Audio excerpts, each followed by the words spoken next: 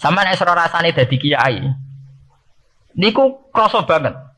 Misalnya kita ya. Kita akan dididik ala pesantren misalnya. Kita punya kiai-kiai yang punya tradisi. Misalnya nak rawong nakal, wong minum astagfirullahaladzim, wong kok ngono kan gitu. Ya hanya begitu. Sehingga wis kaya identik angger kiai NU atau amalia NU iku rawani naboki wong sing nyabu. Ya rawani nyaduki wong sing lagi minum. Kemudian itu dianggap satu kekurangan atau apa, walhasil kemudian lahir kayak FPI. Orang yang tidak menerima metode itu. Tapi sudah kayak ada janjian tuh begitu. Kiai paling anti kemungkaran lah itu. Masa kiai paling kerengo sapa yang terkenal kerengo. Mereka tidak punya catatan repot bahwa mereka pernah jotosi wong minum. Masih sing sering jotosi santri lah, itu tetap rata. Terkenal jotosi apa? Wong sing mabuk, wong sing minum. Itu sudah kayak tradisi. Dulu zaman Basim Asari Jombang terkenal hijau be abang, yang abang ya abangan tenan, sing hijau. Tapi tidak ada catatan sejarah kiai jotosan be pemabuk. Ya memang kayak kita sudah punya tradisi nak roh kemungkaran itu menang kalah itu lewat proses bil hikmati wal mau'izatil hasanah. Kita ini kayak punya tradisi nak roh kemungkaran milih model Nabi wa mahdi qaumi fa innahum la ya'lam. Itu ya kayak ada janjian begitu. Meskipun kita sebagai orang alim ya tahu nahi mungkar itu wajib. Nahi mungkar itu begini-begini, tapi ya praktek kita tidak pernah begitu. Ya, kalau di Timur Tengah kebalikan.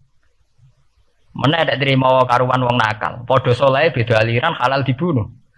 Sehingga wong Sunni yang ngalalo darah wong Syiah nggih ngalalo darah apa? Wong Sunni. Ya sudah kayak tradisi. Sampai nak maca kitab fikih-fikih khas Arab. Mau biasa muni wong ngene iku muhaddarun damu. Padahal ya wong soleh, wong Islam di mazhab apa nih disebutkan apa? Damu. Sehingga kita itu tadi kita punya tradisi. Saya tuh kalau sedang tahajud, matehai para wali-wali songo atau apa, itu yang terpikir di saya itu hanya satu. Agama Islam itu lahir lewat Quran dan hadis. Tapi kemudian tahu-tahu tetap berimprovisasi, berkembang sesuai tokoh yang membawa. Sampai kalau melihat Islam di India dulu sampai perang besar-besaran, kemudian zaman Abul Ala Al-Maududi, zaman periode Muhammad Iqbal, sampai India pecah, kemudian jadi Pakistan yang bernegara apa? Islam, karena banyak konseptor Islam yang tidak setuju negara sekuler. Akhirnya mereka misah jadi negara Islam Pakistan. Kemudian Timur Tengah juga begitu. Karena Timur Tengah sudah Islam semua, masalahnya itu diislamkan ala Sunni atau ala Syiah. Iran menjelma sebagai aliran Syiah. Yang Sunni dianggap sesat, halal darah. Irak zaman Saddam Hussein pemerintahan Sunni. Sing Syiah dibantai, sehingga wong Kurdi do mati. Era Saddam keok gendenan Saddam sing dibantai. Makanya kalau saya ngaji di Jogja, seminar di Jogja bilang, kita ini harus bersyukur. Kita ini punya tradisi konflik yang terbaik di dunia. Enggak, kita ini punya tradisi konflik yang terbaik di dunia. Sampai nak Isra Ikhwanil Muslimin teng Mesir, Badan Intelijen Nasional atau Badan Stabilitas Nasional, Bakor Setanas itu harus terima kasih sama tradisi tokoh-tokoh Islam di Indonesia. Lepas dari kita setuju tidak setuju itu terserah, tapi kita punya tradisi konflik yang paling baik di dunia. Kurang bencinya Gus Dur sama FPI atau FPI sama Gus Dur, paling mereka ya adu statement di depan wartawan. Itu bagus sekali. Cara neng Arab wis tembak-tembakan. Kita punya sejarah. Secara pesantren saya itu punya sejarah panjang. Zaman Mbah Imam beda dengan Mbah Zubair, zaman Kiai Memun beda dengan Kiai yang lain. Paling adu statement saat ada tamu itu paling bagus. Kita punya tradisi konflik paling bagus di dunia. Kayak apa mangkelnya orang NU saat Gus Dur diimpis, dipecat.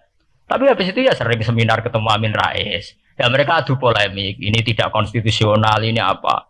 Gus Dur nggak jurus dekret, sing situ nggak jurus sidang istimewa. Nah kurang serem sidang istimewa dilawan sidang luar biasa. Pokoknya agak istilah sing serem-serem. Tapi tidak saling bunuh loh, sampean harus syukur loh. Selama ini orang awam sering bilang, loh kiai kok tukaran. Sampean bandingkan di Timur Tengah, jenenge tukaran mesti tahdirudam. Para polisi, para badan intelijen, para yang menjaga stabilitas negara ini harus terima kasih sama tradisi tokoh-tokoh Indonesia. Yang namanya di Mesir, di Irak, di mana-mana jenenge tukaran mesti melibatkan pertumpahan darah. Saat Arab Saudi jadi Wahabi itu besar-besaran. pembunuhan apa pengusiran orang-orang Sunni. Tapi di Indonesia enggak, si anarkis. Paling itu tadi adu polemik. MLB dilawan MLB itu masih keren sekali, tidak apa-apa. Itu lebih baik ketimbang adu jotos atau adu hisab lah. Itu masih bagus. Dan ini sampean biar paham, biar syukur jadi bangsa Indonesia. Kita punya tradisi konflik yang baik. Sama setelah peristiwa teng Irak, ya, teng Sudan, teng Khartoum, teng Darfur, itu kan orang Islam semua. Gara-gara beda mazhab saling bunuh. Di Mesir ya gitu, Ikhwanul Muslimin dengan pemerintah dan sebagainya. Hatta saya sebesar Sayyid Qutb, sing tokoh populer mohon kabudutnya boten jelas. Di Indonesia bagus sekali. Kita menangi zaman secara sejarah, ya. Kita menangi bedanya dulu Ahmad Hasan dengan tokoh-tokoh NU. Kulo nu menangi secara sejarah sering baca. Terus zaman anyar-anyaran NU asas tunggal, bedanya Gus Dur dengan Kiai As'ad. Samangke bedanya PKB dua versi. Mereka menyelesaikan secara beradab. Lewat pengadilan, kok pengadilan kalah lewat MA, beradab sekali. Kita harus bersyukur.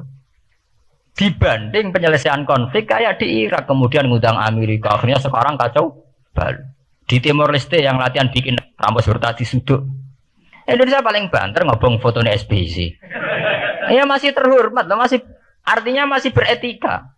Kita harus syukur punya bangsa yang beradab. Wong ras setuju antar kiai yo rasan-rasanan. Kiai kok ngono, sing tok kiai kok ngono. Nek sing kiai tengah-tengah ayo ono sing ngono, ono sing ngene. Sing ra melok-melok biasanya terus milih amane, ya ono sing ngono, ono sing ngene. Jadi artinya kita yang baik. Saya itu berkali-kali ngaji ya. Sampean kalau sering baca Quran dan menghayati, artinya orang baca Quran pelang-pelang rara karpe menghayati. Saya itu sekarang sesadar-sadarnya, saya masih belajar. Ini jamaah sini harus tahu. Saya hingga detik ini masih belajar.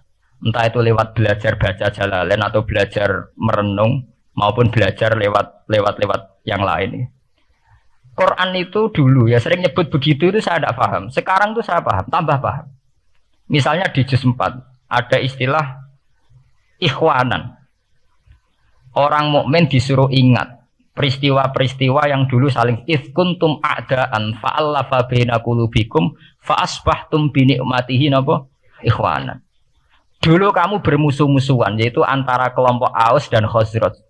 Gara-gara barokatul Islam sekarang kamu menjadi ikhwana, menjadi bersaudara.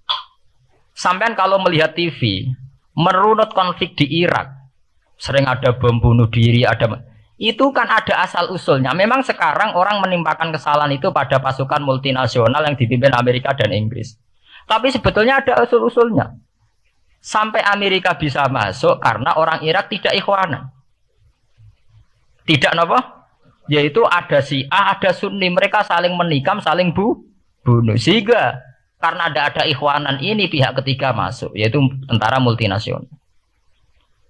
Makanya saat di Jogja ditanya, cara jenengan sebuti menyangkut Ahmadiyah, menyangkut konflik di Jakarta, saya bilang, sekarang setiap orang bikin from apa forum, ya itu baik, kalau niatnya baik-baik. Tapi andaikan saya ditanya Tuhan nanti, hak kowe iku kelompok apa? Pokoknya anggar NU atau Muhammadiyah aja mayoritas, kamu milih salah sitok itu. Bukan karena mau saya oportunis milih yang besar, itu lebih baik, lebih maslahat. Karena kalau setiap orang merasa benar bikin kelompok sendiri akan menjadi kelompok banyak. Dan saat menjadi kelompok banyak, tentu konflik lebih tidak terpola. Tidak apa? Terpola. Umpama Hasim tukaran Bedin Samsudin itu terpola. Tapi nak anggar wong rasa di ketua dua tidak terpola. Bagaimanapun ikhwanan harus disyukuri. Ya, dalam kondisi berteman.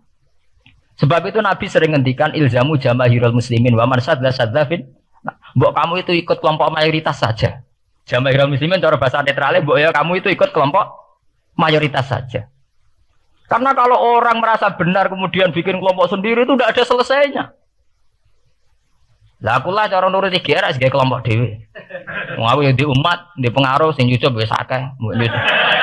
Tapi kalau semua orang merasa begitu kan repot kan. Mursyid di kelompok dhewe, tukang toreko di kelompok dhewe, tukang ngaji di kelompok dhewe. Modal kitab pirang-pirang sesuk ana jamaah Jalalain, jamaah Muin, jamaah Fatul Wahab. Nah, sing ra iso ngaji jamaah tahlil, jamaah istighosah. Ora ono bare itu. Saya tuh kalau ditanya di Jogja, meskipun saya kritis, artinya kritis itu mungkin terhadap satu fenomena kita tidak setuju atau Muhammadiyah dalam banyak hal atau satu dua hal. Itu tidak menjadi alasan kita untuk tidak mengikuti mainstream. Karena kalau mainstream ini dilanggar, itu kita tidak akan ikhwanan. Dan akibat negatif dari tidak ikhwanan adalah kayak kasus Irak. Iran itu kenapa tidak mudah diserang Amerika padahal punya nuklir? Karena mereka seragam Syiah semua. Itu lebih gampang, lebih susah. Lawan itu apa? Susah. Arab Saudi juga mudah diadu karena karuan seragam Wahabi semua. Kita tidak bicara itu ya akidah. Mungkin kamu bisa debat Wahabi itu benar apa enggak. Tapi karena relatif aman, nggak diacak. Indonesia juga gitu. Kenapa tidak banyak konflik? Karena orang itu Islamnya kalau udah NU ya Muhammadiyah. Buat cocok-cocok, boleh milih. Itu lebih mudah. Ketimbang ada faksi-faksi baru, kemudian stabilitas menjadi tambah kacau. Makanya kalau niku saya loh ya, saya pribadi menghimbau ya. Melihat ayat itu dihitung Tuhan sampai Allah ngendikan apa ifkuntum a'daan fa'allafa baina qulubikum fa asbahtum bi ni'matihi napa. Kekuatan sebuah negara itu bukan karena senjatanya canggih, tapi karena rakyatnya tidak bentrok. Ya bayangkan kayak Indonesia. Andai kan Jawa itu mayoritas Islam. Kemudian mereka ingin mendirikan negara Islam. NTT merasa tidak diwongke terus keluar dari Indonesia. Nanti Maluku, Ambon juga gitu. Daerah-daerah yang Islamnya ada mayoritas begitu. Kayak apa susahnya militer? Andai kan setiap kelompok itu punya jamaah besar. Terus sering bikin muktamar. SBC berbakar Muktamar NU, Muhammadiyah. Kabeh wong di kelompok prakesel SBC. Gak sudah jadi presiden. Moga setiap forum umat Islam gawe napa? Kok gawe muktamar? Iku muktamar urung ana tandingane, wis pirang-pirang.